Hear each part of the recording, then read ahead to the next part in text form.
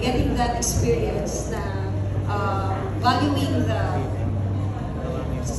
sex in it, what they call this, the union, yung makuha yun, the lyrics itself, it speaks about a lot about Megan Ryan. So nung tinignan ko yung lyrics at in-interview ko yung mismong composer, he just said na nakita niya through the trailer yung connection ng kanyang sinulat na lyrics sa Megan Ryan. So sabi ko sa kanya, pareho pala tayo ng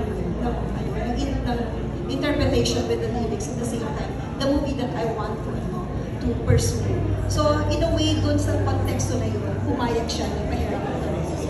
Kasi hindi ko naman siya, like ako as a filmmaker, I just don't get music or soundtrack na ilalagay ko lang sa pelikula ko just for, just to be there and get the hype of it because maganda.